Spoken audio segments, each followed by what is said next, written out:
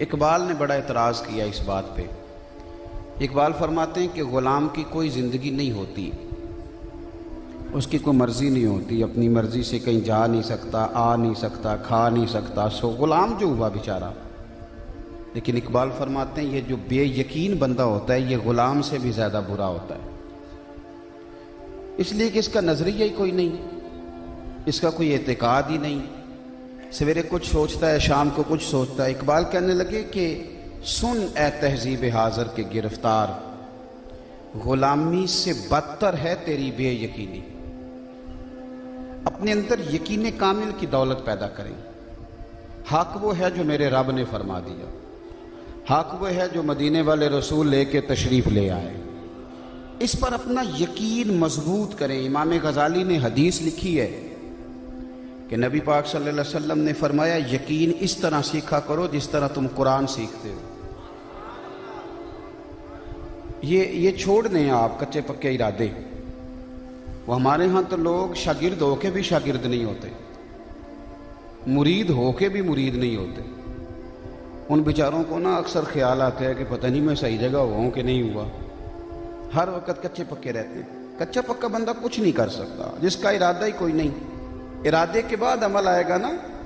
تو ہمارے ہاں یقین کی اتنی کمزوری، یہ جن لوگوں کو کمزوری ہے نا یقین کی، یہ نفسیاتی مریض ہو جاتے ہیں۔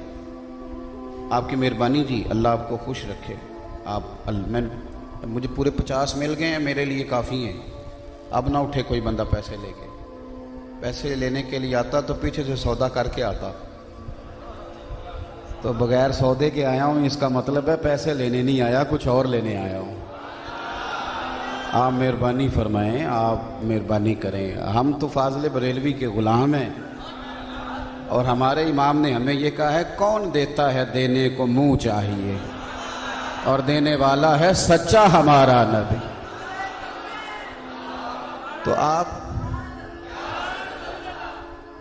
تو ہمارا ریٹ بہت زیادہ ہے، پتہ کون سا؟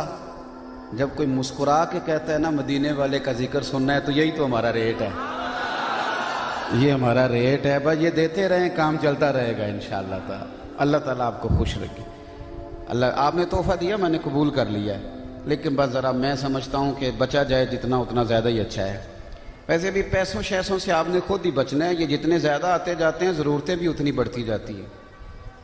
پیسے بڑھ جائیں تو ضرورتیں بھی بڑھ جاتی ہیں۔ اگر پیسے نہ ہوں تو بندہ نئی گاڑی کا نام نہیں لیتا، اور اگر تھوڑے زیادہ ہوں تو پھر پوچھتا ہے اے کنے دیے بلا، تو وہ چکر ہی تب پڑتا ہے جب۔ تو آپ میری بات پہ توجہ کریں گے، اللہ آپ کو جزائے خیر دے۔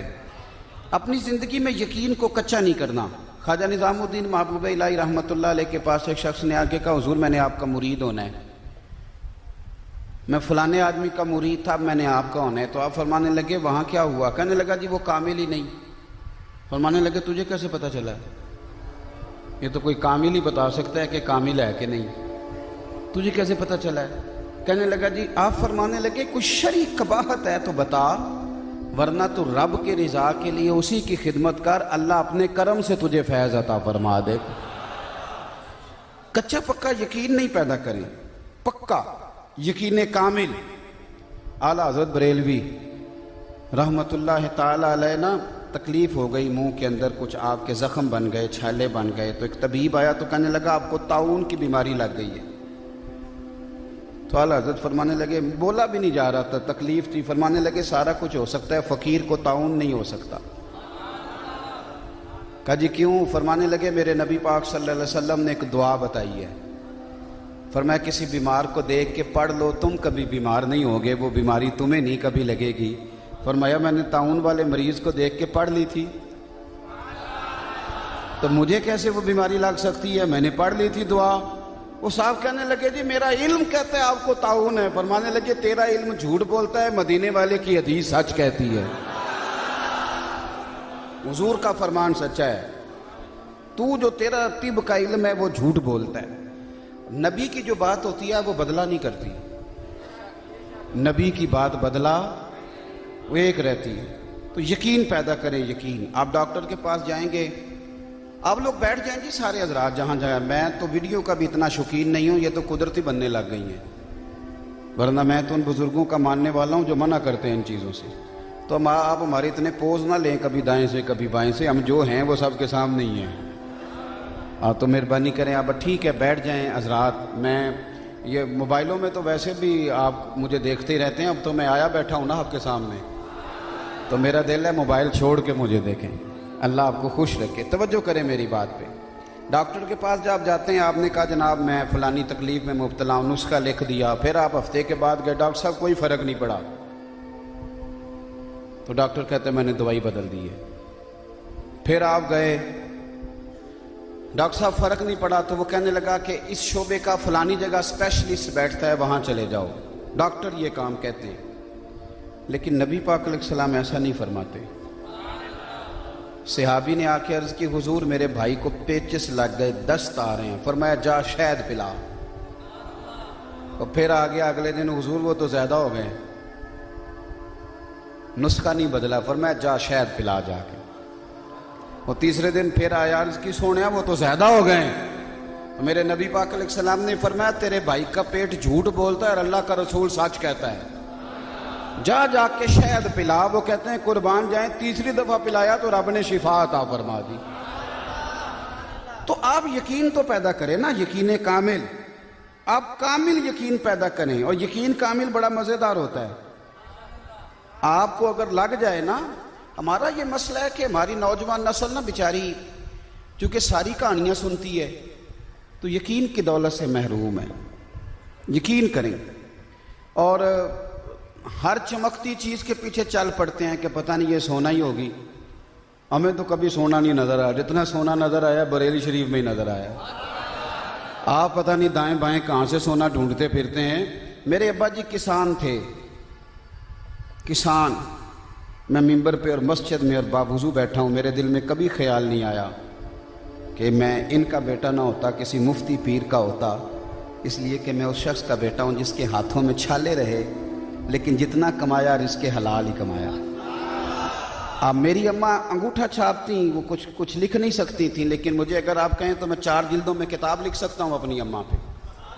اس لیے کہ جو بی بی کسی کی بیٹی کا دکھ سن کے ساری رات روتی رہے, تو بتائیں رب کریم نے کتنا ٹھنڈا دل عطا فرمایا ہے. تو میں کہتا ہوں دنیا میں جتنے اچھے استاد مجھے ملے شاید کسی کو ملے ہوں. دنیا میں میرے زمانے میں جتنے اچھے ماں باپ ملے مجھے شاید کسی کو ملے ہوں, اور جتنے اچھے مرشد مجھے ملے شاید کسی کو ملے ہوں. آپ یقین کی دولت تو پیدا کریں. آپ کہیں ٹھہرنا تو سیکھیں. اور استقامت کی تعریف یہ نہیں کہ استقامت آئے گی تو آپ رکیں گے, نہ. استقامت کی تعریف یہ ہے کہ ان الذین قالوا ربنا اللہ ثم استقاموا تتنزل علیہم الملائکہ. اللہ فرماتے ہیں تو کہہ اللہ میرا رب ہے, پھر تو ڈٹ. جب تو ڈٹے گا پھر رب تیری مدد کے لیے فرشتے نازل کرے گا. یعنی یہ نہیں کہ اللہ فرشتے نازل کرے گا تو ڈٹنا ہے, ڈٹنا پہلے ہے. یہاں علماء بیٹھے ہیں, ثم استقاموا تتنزل علیہم الملائکہ, پہلے ڈٹنا ہے, فرشتے بعد میں آئیں گے. لیکن ہم کہتے ہیں فرشتے آئیں گے تو ہم ڈٹیں گے. ایسا نہیں ہوتا, ہم ڈٹیں گے تو فرشتے آئیں گے. اپنی زندگی میں کامل یقین پیدا کرو. یہ کچی پکی باتیں چھوڑ دو. آپ کو ایک دیسی بات نہ بتاؤں, اے باہر والے بھی ساڑھے نال ہو کہ بس اندر آ لئی ہو. اللہ تو ان خوش رکھے, اللہ برکت دے. اب وہ اللہ تعالیٰ آپ کو بہت ساری برکتوں سے نوازے. یہ حضرت شیخ الحدیث کا فیضان ہے نا کہ زور کے بعد جلسہ, اور ماشاءاللہ اتنے زیادہ لوگ یہاں جمع ہو گئے. یہ ہمارے بزرگوں کی نسبتوں کی برکت ہیں. ایک دیسی بات بتاتا ہوں. میں ایک دفعہ بس میں بیٹھا تھا تو 2-3 سیٹیں چھوڑ کے نا ایک مولوی صاحب نا ایک سنی بیچارے کو نا بڑی سخت تلقین کر رہے تھے, اور بڑے دلائل پتہ نہیں کہاں سے بیچارہ اکٹھے کر کے لا رہا تھا. اسے نا معاذ اللہ کہہ رہا تھا یا رسول اللہ نہیں کہنا چاہیے. یہ اس کو سبق پڑھا رہا تھا وہ, اور اس نے بڑا پڑھایا.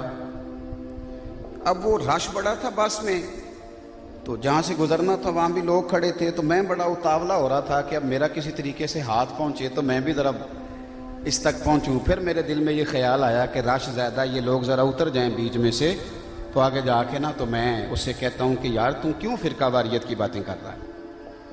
لیکن وہ باتیں کیے جا رہا تھا. اچھا پھر میں نے دوسرا یہ ارادہ کر لیا کہ اس کی ساری کہانی سنوں, پھر ایک ایک بات کا نا اپنی بساط کے مطابق جواب دوں گا. اچھا اللہ کی قدرت ایسی کہ سٹاپ آ گیا اگلا، تو وہ سٹاپ آیا تو وہ لوگ اترنے لگے، تو جس کو وہ سمجھا رہا تھا نا بڑی دیر سے، وہ بندہ کھڑا ہو گیا، اس کا سٹاپ آ گیا۔